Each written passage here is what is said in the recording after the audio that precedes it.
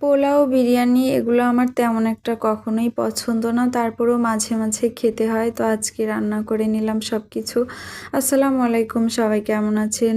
আলহামদুলিল্লাহ আমি ভালো আছি। এখানে পোলাও রান্না করার জন্য চাউল ধুয়ে নিচ্ছিলাম। তারপর কাবাবের জন্য মাংসটা, ডাউল সবকিছু সিদ্ধ বসিয়ে দিয়েছি।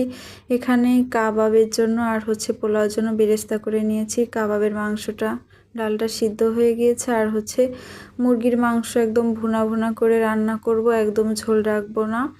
আসলে রোজার সময় এই মাংসের ঝোল টোল এগুলা একা একা খাওয়া সম্ভব না, তো একদম ভুনা ভুনা করে রান্না করে নিলাম। এখানে কাবাবের জন্য সব কিছু রেডি করে নিচ্ছিলাম। টিকিয়া কাবাব আমার কাছে অনেক ভালো লাগে, বিশেষ করে বিরিয়ানি অথবা পোলাওর সাথে অনেক মজা লাগে। পোলাওটা হয়ে গিয়েছে, দেখুন অনেক বেশি ঝরঝরা হয়েছে। উপর থেকে বেরেস্তা ছড়িয়ে দিলাম, আমার কাছে বেরেস্তা দিয়ে পোলাওটা অনেক বেশি ভালো লাগে।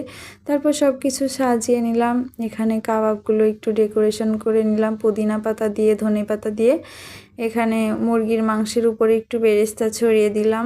মুরগির মাংসটা একেবারেই ঝোল রাখিনি। এই তো সবগুলো খাবার রেডি। তো আমার রান্নাবান্না সব কিছু বিকেলের আগেই কমপ্লিট করে ফেলেছিলাম। রাত্রে আমি রান্নার ঝামেলা রাখি না। তো সবাই ভালো থাকবেন, সুস্থ থাকবেন। Tata, bye bye.